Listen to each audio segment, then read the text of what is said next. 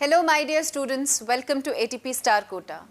तो बच्चों, आज हम बात करने वाले हैं एक बहुत इम्पॉर्टेंट टॉपिक की, जो बोर्ड्स हो, चाहे एनटीएससी हो, चाहे आपका कोई और प्राइवेट बॉडी ओलंपियाड हो, या इनफैक्ट आगे फर्दर सीनियर क्लासेस में भी आपको ये चैप्टर बहुत हेल्प करेगा, क्योंकि ये बहुत कंसेप्चुअल चैप्टर है। ये कहीं ना कहीं किसी ना किसी एग्जाम में या किसी और तरीके से आपको टकराता रहेगा, राइट? तो ये जो चैप्टर है, as you can see, it is metals and non metals, right? तो बच्चों, मेटल और नॉन मेटल की अगर बात करें और मैं आपसे पूछूं कि tell me one word, one single word to describe metals non metals और to define metals non metals, तो वो एक सिंगल वर्ड होगा, they are types of what? Elements. ठीक है, तो जब भी हम एलिमेंट्स की बात करते हैं, एलिमेंट्स में क्या आ जाते हैं? मेटल्स और नॉन मेटल्स। और बहुत इनिशियल अगर बात करूं, एंशिएंट टाइम की बात करूं, तो जैसे से हमने देखा एलिमेंट्स थोड़े बहुत डिस्कवर हुए थे, फिर धीरे धीरे करके और डिस्कवर होने लग गए और हमने फिर उनको क्लासिफाई करने की कोशिश करी। तो सबसे पहला क्लासिफिकेशन ही, आप पढ़ते हैं ना पीरियोडिक टेबल की आप बात करते हो, तो सबसे पहला क्लासिफिकेशन जो आया था एलिमेंट्स का, वो दिया था लेवोइशियर ने, और उन्होंने शुरुआत ही यहीं से करी थी। उन्होंने बहुत सिंपल तरीके से जो एग्जिस्टिंग एलिमेंट्स थे, तब लगभग 31 एलिमेंट्स नोन थे उस टाइम पर, तो उन्होंने उन एलिमेंट्स की प्रॉपर्टीज़ को स्टडी किया, मेजरली फिजिकल प्रॉपर्टीज़ को, कि वो कैसे दिखाई देते हैं, और उस बेसिस पर उन्होंने दो कैटेगरीज बना दी एलिमेंट्स की, एक को बोला मेटल और दूसरे को बोला नॉन मेटल्स। तो उन्होंने क्या ऑब्जर्व किया? उन्होंने देखा कि कुछ ऐसे एलिमेंट्स थे जो शाइन करते थे, जो एक रिंगिंग साउंड प्रोड्यूस करते थे, जो शीट में कन्वर्ट हो सकते थे, जो वायर में कन्वर्ट हो सकते थे, जो सॉलिड स्टेट में एग्जिस्ट करते थे, जो गुड कंडक्टर्स थे हीट और इलेक्ट्रिसिटी के। तो उन्होंने ये प्रॉपर्टीज आइडेंटिफाई करना शुरू किया और उन्होंने देखा कुछ एलिमेंट्स तो ये सारी प्रॉपर्टीज शो करते थे, कुछ एलिमेंट्स ये प्रॉपर्टीज शो नहीं करते थे। तो दो ऑपोजिट ग्रुप्स उन्होंने बनाना शुरू कर दिया। नाम क्या रखा? Metals and non metals. तो एलिमेंट्स का ये जो क्लासिफिकेशन है, ये क्लासिफिकेशन सबसे पहली बार किसने दिया? लेवोइशियर, जो हमारे फादर ऑफ केमिस्ट्री हैं, राइट? उन्होंने दिया, और उन्होंने बहुत सिंपली फिजिकल प्रॉपर्टीज को पढ़ते हुए दो ग्रुप्स में एलिमेंट्स को डिवाइड किया, मेटल्स एंड नॉन मेटल्स। अगर हम टर्मिनोलॉजी की बात करें और इसकी लिटरल मीनिंग की बात करें, तो ये जो टर्म है metals, this has been derived from a Greek word metallon. ये जो मेटल वर्ड है, ये मेटलॉन से डिराइव्ड है, और मेटलॉन का मतलब होता है to mine out. To mine out, to mine out का मतलब माइनिंग करके आपको इन्हें निकालना पड़ेगा।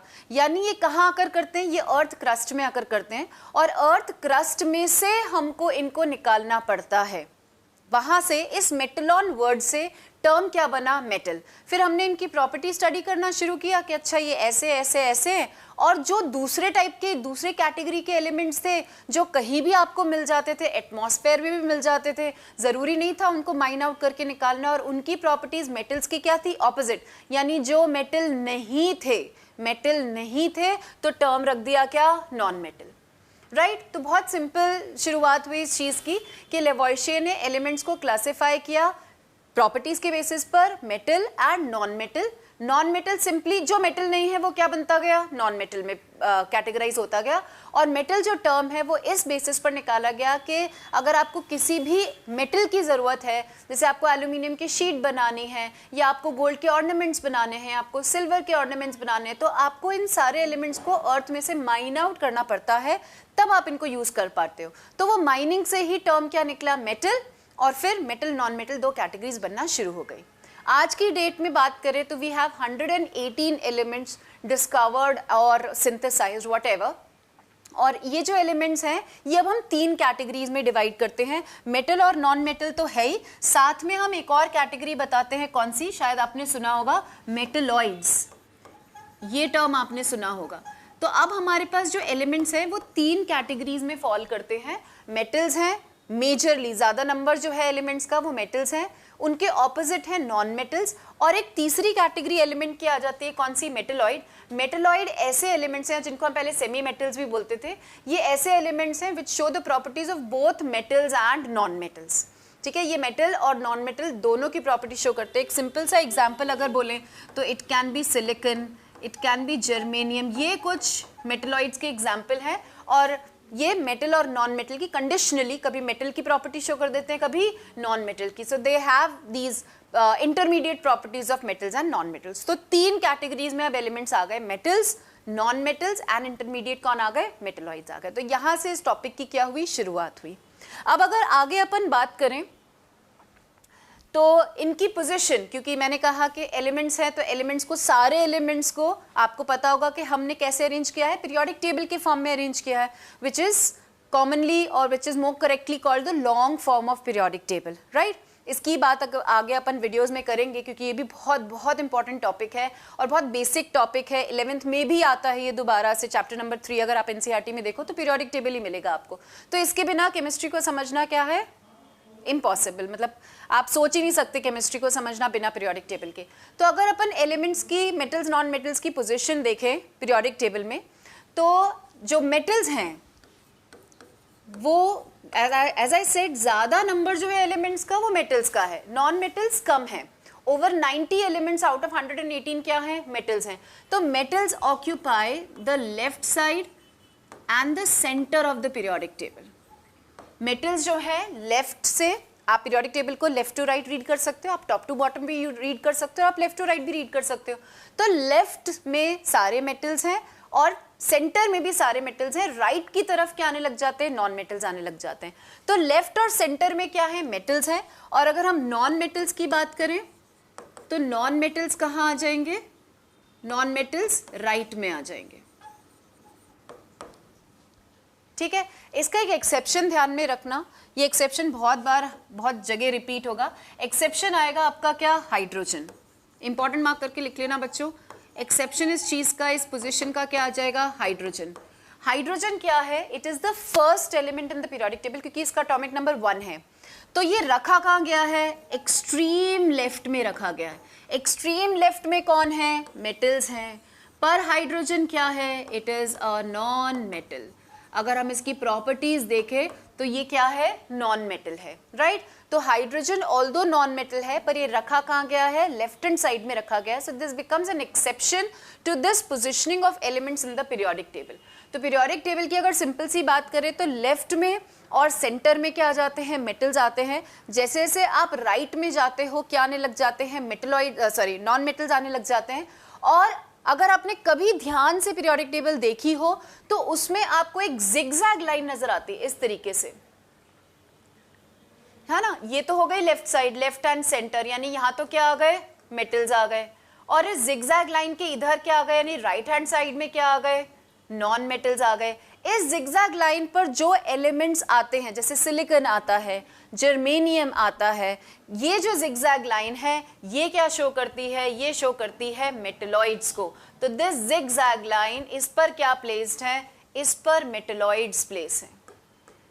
तो आप मेटल से शुरुआत करोगे, लेफ्ट और सेंटर में मेटल्स चलते रहेंगे, फिर मेटलॉइड्स आ जाएंगे और उनके बाद कौन आएंगे, नॉन मेटल्स आएंगे। इस तरीके से ये सारे एलिमेंट्स पीरियोडिक टेबल में प्लेस्ड है। एक्सेप्शन सिर्फ एक ध्यान में रखना है, क्या, हाइड्रोजन, राइट। आगे बात करते हैं बच्चों, अगर इलेक्ट्रॉनिक कॉन्फ़िगरेशन की बात करें तो देखो electronic configuration metals non metals का जानना बहुत ज़रूरी है, क्योंकि आगे जो अपन बात करेंगे फिजिकल प्रॉपर्टीज़ और केमिकल प्रॉपर्टीज़ की, तो वो सब कॉन्फ़िगरेशन से ही हम समझेंगे, specially the chemical properties, right. तो इस चीज़ को आपको बहुत ध्यान से समझना है और इसको हमेशा याद रखना है कि मेटल्स का कॉन्फ़िगरेशन कैसा होता है, उनका नेचर कैसा है, और नॉन मेटल्स का कॉन्फ़िगरेशन और नेचर कैसा है। तो अगर बात करें हम मेटल्स की सबसे पहले, तो मेटल्स में बहुत इंपॉर्टेंटली मार्क कर लेना, मेटल्स के कॉन्फ़िगरेशन की अगर बात करें तो मेटल्स कंटेन आइदर 1 और 2 और 3 वैलेंस इलेक्ट्रॉन्स। वैलेंस इलेक्ट्रॉन्स का मतलब है वो इलेक्ट्रॉन्स जो आउटरमोस्ट शेल में प्रेजेंट होते हैं, ठीक है। आउटरमोस्ट शेल को क्या बोला जाता है, वैलेंस शेल बोला जाता है। तो मेटल्स ऐसे एलिमेंट्स हैं जिनके आउटर मोस्ट शेल में, सबसे बाहर वाले शेल में, या तो 1 इलेक्ट्रॉन होगा या 2 इलेक्ट्रॉन होंगे या 3 इलेक्ट्रॉन होंगे। इसको अपन एग्जाम्पल से समझते हैं।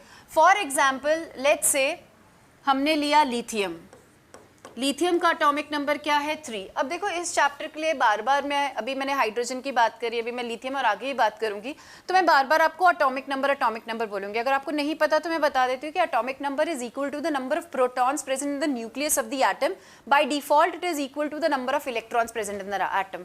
तो किसी भी एटम में कितने नंबर ऑफ इलेक्ट्रॉन्स हैं विच इज इक्वल टू कितने नंबर ऑफ प्रोटॉन्स है, ये नंबर उस एटम का क्या होता है, एटॉमिक नंबर। उस एलिमेंट का क्या होता है, एटॉमिक नंबर। हर एलिमेंट का अपना यूनिक एटॉमिक नंबर होता है। No two elements can have the same atomic number, कोई भी दो एलिमेंट्स का एटॉमिक नंबर सेम नहीं हो सकता। तो अगर मैंने बोला लेट्स से एटॉमिक नंबर 3, तो सबके दिमाग में लिथियम ही आंसर आना चाहिए। अगर मैंने बोला लेट्स से एटॉमिक नंबर 17, तो सबके दिमाग में क्लोरीन ही आंसर आना चाहिए। तो हर एलिमेंट का अपना यूनिक क्या है, एटॉमिक नंबर, उसी से ही हम उसका क्या लिखते हैं, कॉन्फ़िगरेशन लिखते हैं। तो मेरी एडवाइस होगी कि आप कम से कम 30 तक, 1 से लेकर 30 तक के एलिमेंट्स क्या करें, एटॉमिक नंबर वाइज आप लर्न कर लीजिए, ठीक है। तो अगर हम लिथियम की बात करें तो एटॉमिक नंबर कितना आ जाता है 3, और आपने 9th स्टैंडर्ड में पढ़ा होगा कि इसका कॉन्फ़िगरेशन कैसे लिख सकते हैं हम, 2 1। ये हो गया फर्स्ट शेल, के शेल, उसमें मैक्सिमम कैपेसिटी कितनी है, 2 इलेक्ट्रॉन्स की है, तो वो 2 इलेक्ट्रॉन आ गए। जो थर्ड इलेक्ट्रॉन होगा वो सेकेंड शेल में यानी एल शेल में चला जाएगा।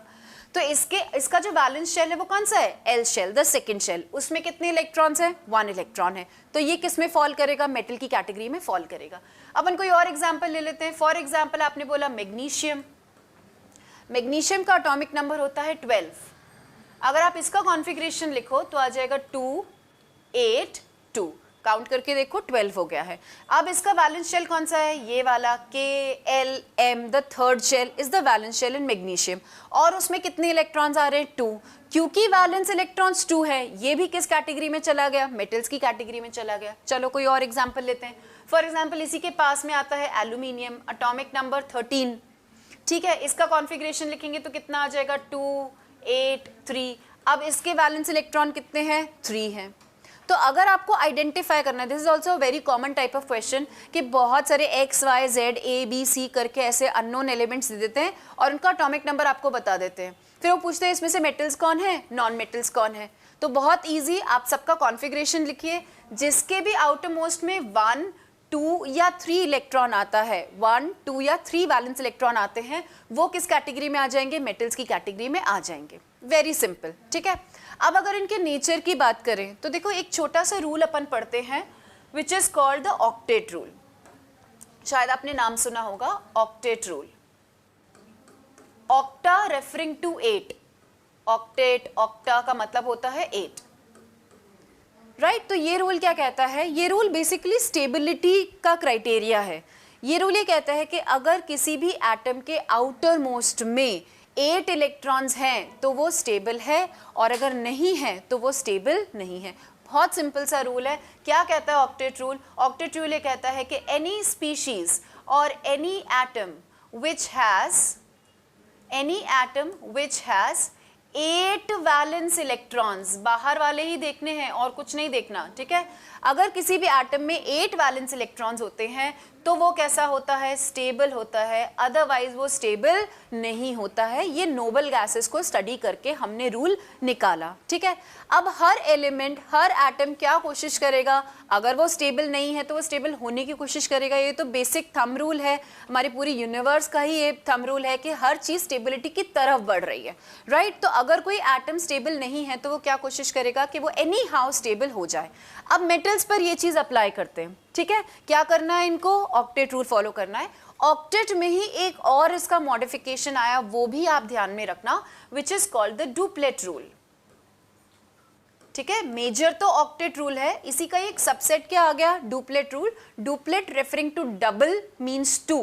तो जैसे यहां पर 8 वैलेंस इलेक्ट्रॉन की बात की गई है, यहां पर बात की गई है 2 वैलेंस इलेक्ट्रॉन की, ठीक है। हीलियम को स्टडी किया, helium is again inert gas है, बहुत स्टेबल है, कोई बॉन्ड नहीं बनाती, कोई रिएक्शन नहीं करती। जब उसकी कॉन्फ़िगरेशन को पढ़ा तो समझ में आया, अच्छा ऐसे भी स्टेबल हो सकता है कि उसके 2 वैलेंस इलेक्ट्रॉन हो जाए। पर ये वाला जो डुप्लेट रूल है ये किसके लिए फॉलो होता है, this is followed for small atoms, जैसे हाइड्रोजन एटम हो गया, लिथियम हो गया, ऐसे एटम्स जो बहुत छोटे हैं, इतने छोटे कि भाई उनमें कैपेसिटी नहीं है 8 इलेक्ट्रॉन्स को अक्वायर करने की, तो वो ऑक्टेट तो कभी भी कंप्लीट नहीं कर पाएंगे। तो उन छोटे छोटे एटम्स के लिए क्या फॉलो होता है? डुप्लेट रूल फॉलो होता है। तो majorly maximum elements octet rule follow करते हैं, but small atoms like hydrogen है, लिथियम है, they all follow what? Duplet rule. ठीक है, अब ये पूरा कॉन्सेप्ट अपन मेटल्स के कॉन्फ़िगरेशन में लगाकर देखते हैं कि इनके साथ क्या हो रहा है। तो मेटल्स में, as I said, they will have either 1, 2 और 3 इलेक्ट्रॉन्स।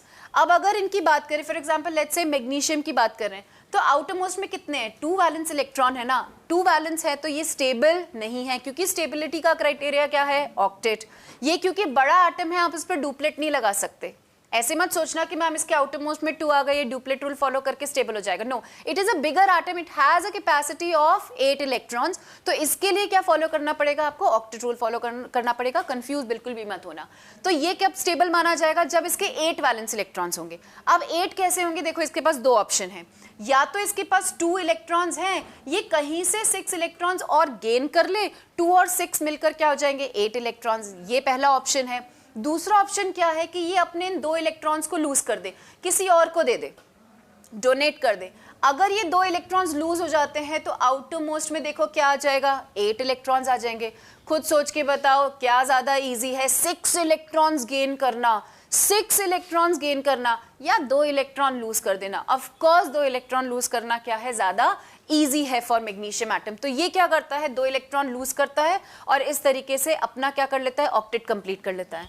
बट कभी भी कोई भी एटम जब इलेक्ट्रॉन लूज करता है, because electron is a negative charge, negatively charge particle, तो उसमें से नेगेटिव निकल कर जा रहा है ना, वो क्या करेगा? पॉजिटिव चार्ज अक्वायर कर लेगा। कितना अक्वायर करेगा? जितने इलेक्ट्रॉन्स उसने लूज करे हैं। तो ये क्या करेगा? जब ये 2 इलेक्ट्रॉन लूज करेगा तो it will convert into Mg2+। Atom तो नहीं रहेगा ना, एटम में तो इलेक्ट्रॉन प्रोटॉन क्या होते हैं? बराबर होते हैं, वो न्यूट्रल होता है। जब इसने इलेक्ट्रॉन लूज कर दिए तो इस पर क्या आ जाएगा? Positive charge, and it will become Mg2+। ऐसे ही एल्यूमिनियम के केस में क्या होगा? It will lose 3 electrons to become stable, octet अपना कंप्लीट कर लेगा। 3 इलेक्ट्रॉन्स लूज करेगा तो इस पर चार्ज कितना आ जाएगा? Al3+ का। लिथियम की अगर बात करें, ये छोटा एटम है तो ये क्या फॉलो करेगा? डुप्लेट रूल फॉलो करेगा और अपना ये 1 इलेक्ट्रॉन क्या करेगा? किसी को दे देगा, इसका डुप्लेट कंप्लीट हो जाएगा। और क्योंकि इसने 1 इलेक्ट्रॉन दिया होगा, इस पर चार्ज कितना आ जाएगा? +1 का चार्ज आ जाएगा। ठीक है, आप कोई भी रैंडमली एग्जाम्पल उठाकर देख सकते हो मेटल का, वो हमेशा क्या कर रहा होगा? Electron lose. कौन से इलेक्ट्रॉन? जो उसके वैलेंस शेल में प्रेजेंट है, मतलब या तो 1 इलेक्ट्रॉन लूज कर रहा होगा, या 2 कर रहा होगा, या 3 कर रहा होगा टू बिकम स्टेबल, चाहे वो डुप्लेट फॉलो करे, चाहे वो ऑक्टेट फॉलो करे। और जब वो इलेक्ट्रॉन लूज करेगा तो डेफिनेटली वो कौन से आयन में कन्वर्ट होगा? पॉजिटिवली चार्ज आयन यानी कैटायन में कन्वर्ट होगा। तो यहां से हम बहुत इंपॉर्टेंट एक कंक्लूजन निकाल सकते हैं। बच्चों इंपॉर्टेंट मार्क करके अपने नोट्स में लिख लेना कि क्या कंक्लूजन निकलेगा कि मेटल्स में क्या है? 1, 2 या 3 वैलेंस इलेक्ट्रॉन है। And to become stable metals lose electrons. To become stable, metals have a tendency to lose electrons and acquire what? Positive charge. Obviously, जब इलेक्ट्रॉन लूज करेंगे तो कौन सा चार्ज अक्वायर करेंगे? Positive charge. Because they are acquiring, they have this tendency to acquire positive charge. They are called, very, very, very important, they are called electropositive elements. क्यों? क्योंकि वो उनकी टेंडेंसी क्या है? इलेक्ट्रॉन लूज करने की, और इलेक्ट्रॉन लूज करके वो क्या बनाते हैं? पॉजिटिव चार्ज स्पीशीज बनाते हैं। तो हम कहते हैं मेटल्स आर व्हाट? इलेक्ट्रोपॉजिटिव। ये टर्म आपको आज के बाद हमेशा हमेशा हमेशा ध्यान में रखनी है। इसको बिल्कुल गांठ बांध लीजिए कि मेटल्स क्या होते हैं? They are electropositive in nature, और उनको एक ही काम आता है और कुछ नहीं आता, क्या? इलेक्ट्रॉन लूज करने का। तो चाहे फिजिकल प्रॉपर्टी हो, चाहे केमिकल प्रॉपर्टी हो, इसी पॉइंट से गवर्न होगी कि मेटल्स लूज करते हैं electrons and they are electropositive in nature. I hope ये बात समझ में आ गई होगी। चलो आगे बात करते हैं। अगर इसी तरीके से नॉन मेटल्स की बात करते हैं, तो नॉन मेटल्स का अगर कॉन्फ़िगरेशन हम देखें तो नॉन मेटल्स में क्या है? जैसे हमने मेटल्स में बात करी, अगर नॉन मेटल्स में वैलेंस इलेक्ट्रॉन्स की बात करते हैं तो नॉन मेटल्स कंटेन आइदर 4 और 5 और 6 और 7 और 8 वैलेंस इलेक्ट्रॉन्स। यानी 4 से कहाँ तक चल सकता है, 8 से चल सकता है। और आपको ये भी पता होगा कि किसी भी एटम में वैलेंस इलेक्ट्रॉन्स 8 से ज़्यादा नहीं हो सकते। तो 1 2 3 तो किस में आ गए, मेटल्स में आ गए, और 4 to 8 किस में आ गए, नॉन मेटल्स में आ गए। तो अगर आपको आइडेंटिफाई करना है कि कोई भी एलिमेंट नॉन मेटल है या नहीं, तो उसका कॉन्फ़िगरेशन लिखना, आउटरमोस्ट इलेक्ट्रॉन को देखना, 4 5 6 7 या 8 में से कुछ होगा तो वो किस कैटेगरी में आ जाएगा, नॉन मेटल की कैटेगरी में आ जाएगा। ठीक है, कुछ एग्जाम्पल ले लेते हैं। For example let's say carbon का एटॉमिक नंबर होता है 6, इसका कॉन्फ़िगरेशन है 2 4। ठीक है, आउटरमोस्ट में क्या आ रहे हैं, 4 इलेक्ट्रॉन्स आ रहे हैं, इसका मतलब क्या हो गया, ये नॉन मेटल हो गया। चलो आगे चलते हैं। नाइट्रोजन की बात करते हैं, एटॉमिक नंबर 7, कॉन्फ़िगरेशन क्या आ जाएगा, 2 5। कुछ तो गड़बड़ चल रही है हमारी क्लास में, पर कोई बात नहीं। ये हो गया 2 4 और ये हो गया 2 5। आउटरमोस्ट में कितने आ रहे हैं, 5 इलेक्ट्रॉन्स, ये भी क्या हो जाएगा, नॉन मेटल हो जाएगा। ठीक है भाई।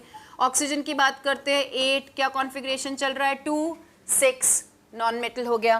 फ्लोरीन की बात करते हैं, 9, क्या चल रहा है, 2 7, नॉन मेटल। नियॉन की बात करते हैं, एटॉमिक नंबर 10, क्या चल रहा है, 2 8, ये भी क्या हो गया, नॉन मेटल हो गया।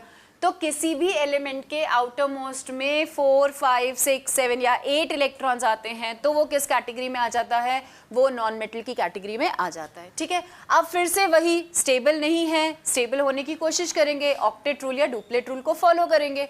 तो यहाँ पर देखो, अगर हम ऑक्टेट रूल अप्लाई करें तो किस तरीके से आ जाएगा, इसके पास 4 इलेक्ट्रॉन है ना, कार्बन के पास 4 इलेक्ट्रॉन है, ये 4 इलेक्ट्रॉन और अक्वायर करने की कोशिश करेगा। हालांकि कार्बन में क्या होता है, शेयरिंग ऑफ इलेक्ट्रॉन होती है, ना वो लूज कर पाता है ना वो गेन कर पाता है, क्योंकि लूज या गेन करना 4 इलेक्ट्रॉन को भाई बहुत बड़ी बात है एनर्जी के पॉइंट ऑफ व्यू से। तो ये मेजरली क्या करता है, शेयरिंग ऑफ इलेक्ट्रॉन करता है। बट अगर बाकी सारे केसेस में अपन देखें तो इसमें 5 इलेक्ट्रॉन्स ऑलरेडी है, करने कितने हैं, 8। वेरी सिंपल, अगेन इसके पास 2 ऑप्शन होंगे, 5 लूज कर दे या 3 गेन कर ले, पर 3 गेन करना इजी है तो ये क्या करेगा, 3 इलेक्ट्रॉन गेन करेगा। 5 + 3 कितना हो जाएगा, 8। इसके पास 6 ऑलरेडी है, 8 करने के लिए 2 इलेक्ट्रॉन कहीं से क्या करेगा, गेन करेगा। इसके पास 7 ऑलरेडी है, ये अपने आप का ऑक्टेट कंप्लीट करने के लिए क्या करेगा, कहीं से 1 इलेक्ट्रॉन गेन करने की कोशिश करेगा। और ये तो भाई रिएक्ट ही नहीं करेगा, ये नोबल गैस ही तो ऑलरेडी स्टेबल है। अब जब इलेक्ट्रॉन कोई एटम गेन करता है तो उस पर क्या आ जाता है, नेगेटिव चार्ज। जैसे लूज किया तो पॉजिटिव चार्ज आया, क्योंकि इलेक्ट्रॉन नेगेटिव है, कोई एटम इलेक्ट्रॉन गेन करेगा तो वो क्या बन जाएगा, नेगेटिव। जितने गेन किए हैं उतना नेगेटिव चार्ज आएगा। तो नाइट्रोजन क्या बना, 3- है ना, ऑक्सीजन क्या बना, 2-, फ्लोरीन क्या बना, -। और अगर किसी रेयर कंडीशन में कार्बन 4 इलेक्ट्रॉन गेन कर लेगा तो क्या बन जाएगा, 4-। अब देखो क्लियर कट डिफरेंशिएशन है, मेटल्स इलेक्ट्रॉन लूज करते हैं, पॉजिटिव आयन बनते हैं, नॉन मेटल्स इलेक्ट्रॉन गेन करते हैं, नेगेटिव आयन बनते हैं। तभी तो उनकी प्रॉपर्टीज लगभग क्या आती हैं, ऑपोजिट टू ईच अदर, कि एक की लर्न कर ली तो दूसरे की ऑपोजिट हो जाएंगी, अपने आप लर्न हो जाएंगी। तो इसमें जैसे हमने मेटल में इंपॉर्टेंट पॉइंट लिखा था, यहाँ पर इंपॉर्टेंट पॉइंट क्या आ जाएगा, non metals have a tendency to gain electrons. ठीक है, एज पर देयर रिक्वायरमेंट। जब वो इलेक्ट्रॉन गेन करते हैं तो वो क्या बन जाते हैं, नेगेटिवली चार्ज्ड आयन बन जाते हैं, they acquire negative charge, and because they acquire negative charge they are called electronegative. आज के बाद ये बात कभी भी नहीं भूलनी है कि नॉन मेटल्स कैसे हैं, इलेक्ट्रोनेगेटिव। उनको एक ही काम आता है, क्या, इलेक्ट्रॉन गेन करने का। तो मेटल्स हो गए electropositive, they have a tendency to lose electrons, they are electropositive। और non metals क्या हो गए, they have a tendency to gain electron, they are electronegative। clear cut difference, ये बिल्कुल गांठ बांध लेनी है बात। ठीक है, अब इस चीज़ के 2 ही एक्सेप्शन हैं, वो एक्सेप्शन भी आपको याद रखने हैं, उन पर भी क्वेश्चन आ जाता है। क्या क्या एक्सेप्शन है, हाइड्रोजन एंड हीलियम। इस पूरे कॉन्फ़िगरेशन के कंसेप्ट के ये 2 एक्सेप्शन है। हाइड्रोजन का एटॉमिक नंबर है 1, कॉन्फ़िगरेशन है 1। हीलियम का एटॉमिक नंबर है 2, कॉन्फ़िगरेशन है 2। अब अगर कॉन्फ़िगरेशन वाइज देखें तो ये तो मेटल की कैटेगरी को बिलोंग कर रहे हैं ना, 1 2 या 3 वैलेंस इलेक्ट्रॉन। तो कॉन्फ़िगरेशन वाइज देखें तो ये मेटल्स होने चाहिए, but both of them are non metals property wise. तो ये आप एक्सेप्शन ध्यान में रखना कि ये जो कॉन्फ़िगरेशन वाली चीज़ है इसका एक्सेप्शन है हाइड्रोजन और हीलियम। दोनों का कॉन्फ़िगरेशन मेटल जैसा है, बट वो है एक्चुअली क्या, नॉन मेटल्स। ठीक है, तो आई होप आज का लेक्चर आपको समझ में आया होगा। इसके आगे की बात हम नेक्स्ट वीडियो में करेंगे, इसको रिवाइज करके नेक्स्ट वीडियो को देखना। ये चैप्टर बहुत इंपॉर्टेंट है बच्चों, कहीं ना कहीं एज आई सेड वीडियो के स्टार्टिंग में मैंने आपको बोला, कहीं ना कहीं किसी ना किसी एग्जाम में टकराएगा ही टकराएगा, राइट। कमेंट सेक्शन में ज़रूर बताइए कि आप कौन सा टॉपिक पढ़ना चाहते हैं केमिस्ट्री में, ताकि इसके बाद में फटाफट से वो टॉपिक लेकर आप सबके जो प्रॉब्लम है उनका सोल्यूशन दे पाऊँ। और भी ये बताइएगा कि क्योंकि बोर्ड की डेट आ चुकी है, 15 फरवरी कंफर्म हो चुका है, जो मैंने आपको पहले भी बताया था, तो आप जब तैयारी कर रहे हैं तो स्ट्रैटेजी वाइज आपको कहाँ दिक्कत आ रही है, क्या टाइम मैनेजमेंट में दिक्कत आ रही है या चीज़ें बड़ी कंफ्यूज लग रही हैं, किस तरीके की प्रॉब्लम केमिस्ट्री में भी आ रही है आपको, वो भी बताइएगा और स्ट्रैटेजिकली भी बताइएगा, ताकि हम उस सॉल्यूशन की वीडियो आपके पास ला सकें। Till then good luck, thank you.